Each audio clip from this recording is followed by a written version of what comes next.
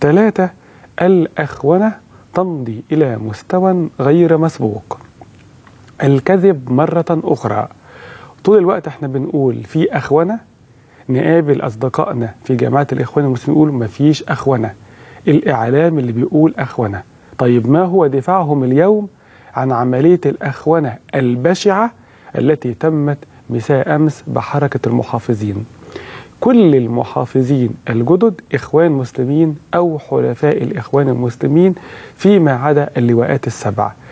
اللواءات دي حسابات محافظات حدودية، إنما كل المحافظين في الحركة الجديدة يا إخوان مسلمين تماما 7، يا إما حلفاء لجماعة الإخوان المسلمين.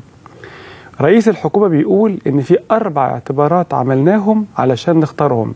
نفسي يقول لنا اعتبار واحد له قيمة أو وزن في اختيارهم، ولا اعتبار إن إخوان مسلمين فقط.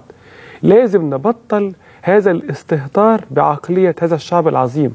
أي 4 معايير شايفين احنا 7 حائزي نوبل، 7 كبار علماء ومفكرين، 7 سياسيين ما حصلوش، 7 كفاءات كسروا الدنيا في أمريكا وأوروبا وآسيا واستراليا فجبناهم نستفيد من علمهم؟ لا يوجد أي سبب إلا لأنهم فقط إخوان مسلمين أو حلفاء جماعة الإخوان المسلمين. تحط لي CV في مليار CV زيها في مصر، إنما الفكرة ماذا يميز هؤلاء على نحو استثنائي عن باقي الناس؟ لا شيء إلا الأخونة، إن هم إخوان مسلمين أو حلفاء الإخوان المسلمين.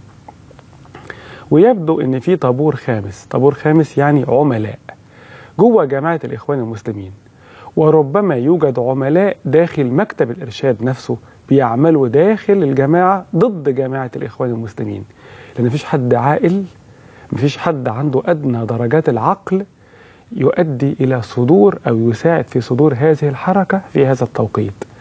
الناس كلها بتقول 30 يونيو في حالة استنفار، في ملايين بيقولوا هننزل.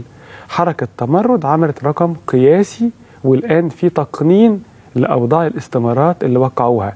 إذن البلد في وضع انتظار لحدث كبير يوم 30 يونيو. الحدث الكبير عنوانه أن الرئيس لا يصلح، الحزب الحاكم لا يصلح، الحكومة لا تصلح، جماعة الإخوان المسلمين لا تصلح. يبقى أنا لازم أبين لهم أن أنا أصلح وإنكم مزودينها، فعشان أبين أن أنا أصلح فياخد القرارات السليمة. لما هم يقولوا في حركة تمرد إن احنا قمنا بهذه الحركة ضد الأخونة، فتقول لأ ما بين أخونش وبعدين تعمل حركة المحافظين دي قبل أيام من 30 يونيو، يبقى ده حد مستفز أو حد عميل. ممكن يكون في عملاء داخل الإخوان المسلمين في مكتب الإرشاد أو في مجلس الشورى هدفهم إسقاط جماعة الإخوان المسلمين، وممكن يقولوا كلام يبان فيه إخلاص ويطلعوا في الآخر عملاء بيشتغلوا ضد الإخوان المسلمين. وممكن يكونوا مزروعين من سنين طويلة جدا، وتشوفوهم في المساجد وتشوفوهم في المواقع وهم كذابين. ممكن حد يقول أنت بتبالغ جدا. أرجو اللي يقول كده يرجع لتاريخ المنافقين، إن بعض المنافقين كانوا بيصلوا في مسجد الرسول صلى الله عليه وسلم والرسول إماما، مش المرشد العام إماما. في منافقين كانوا موجودين في المدينة يصلون خلف النبي من صلاة الفجر وما بعدها، وفي النص القرآني لا تعلمهم الله يعلمهم.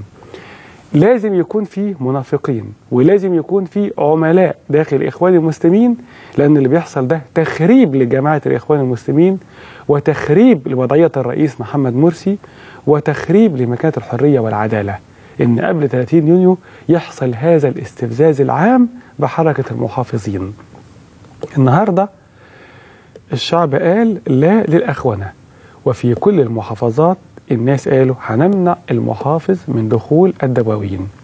ده عمل غير قانوني، لأن السيد رئيس الجمهورية والسيد رئيس الوزراء أقروا الحركة وينبغي احترام القانون. إنما القانون إذا ملوش شرعية، إذا ملوش وضع أخلاقي، منطقي إن هو يخلي الناس تخرج لكسر القانون وكسر من أصدر القانون. علشان كده الناس النهاردة في كل محافظات تقريبا خرجوا لمنع المحافظين من أن يتولوا مناصبهم. إنما اللافت للنظر أكتر، عشان كده ليه بقول فكرة العملاء جوه جماعة الإخوان المسلمين اللي بيخربوا مكانة وتاريخ وصورة جماعة الإخوان المسلمين، لأنه النهاردة قرر رئيس الجمهورية ورئيس الحكومة إن هم يعينوا محافظ للأقصر من جماعة دينية سبق اتهامها بقتل السياح. يعني جماعة شاركت من قبل في قتل السياح، فاختير أحد أعضائها متهم سابقا في قضايا عديدة، منها اغتيال الرئيس الشهيد محمد أنور السادات. بكرة في اليوم السابع المنشط بتاعهم إرهابي سابق محافظا للأقصر.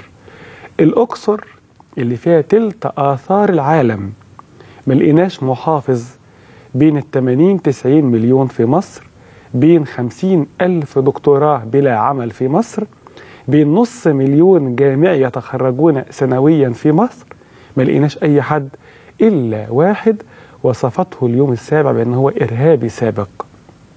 لم نجد محافظا لعاصمة الآثار على مستوى كوكب الأرض الأقصر العظيمة إلا رجل لا يؤمن بالآثار ويؤمن بتدمير الآثار، وكان سابقا يعتنق فكر قتل السياح. طب عايز تقول لي بعد كل ده الرئيس محمد مرسي عايز يقعد والجماعة عايزة تكمل؟ هل دي اختيارات ناس ممكن تقعد 5 دقايق أساسا في السلطة، مش يقعدوا لما يكملوا الفترة 4 سنوات 3 سنوات من الآن؟ طبعا مش ممكن يكون ده تفكير ناس عقلاء يختاروا هذا الاختيار. عشان كده الناس في الأقصر قالوا لأ، لن نسمح، لأن الأقصر كلها كساد، كلها انهيار، ما فيهاش أي حاجة. فجم كملوا بقى العظمة بتاعة الأقصر دلوقتي بأن هم جابوا محافظ ينتمي إلى جماعة قتلت السياح من قبل، وصفته اليوم السابع أنه إرهابي سابق. شوف بقى العجب في كلام السيد المحافظ للأقصر، المحافظ الجديد، لما كلموه في أول اتصال قال ما تحكموش أنا جاي منين، احكموا على كفاءتي وخبراتي. ما هي مشكلتنا معاك سيادتك هي كفاءتك وقدراتك. احنا مشكلتنا ما نعرفش عنك أي شيء في الكفاءة والقدرات غير انتمائك لأفكار قتلت السياح والمدنيين من قبل.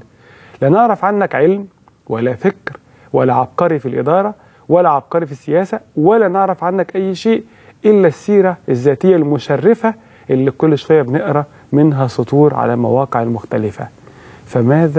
بماذا نحكم على كفاءتك وعلى خبرتك؟ أين هي كفاءتك وأين هي خبرتك حتى نحكم عليك؟ وبعد شوية قلنا يمكن سيادة المحافظ، محافظ الأقصر الجديد، بعد شوية يبين كرامات ويمكن يعمل شوية حاجات كويسة، فنعرف برضو ان احنا ممكن نكون تعجلنا في الحكم عليه. يمكن تاب عما مضى ويمكن في نيو لوك ليه هيظهر في الأقصر.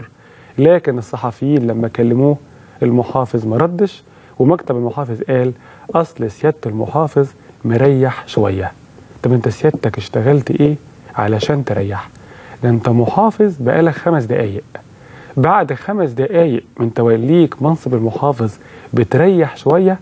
هل هو ده حكم الكفاءة وحكم الخبرة وحكم المسؤولية في محافظة كانت الأعظم على مستوى العالم الآن تئن تحت الفقر والجوع والاحتياج؟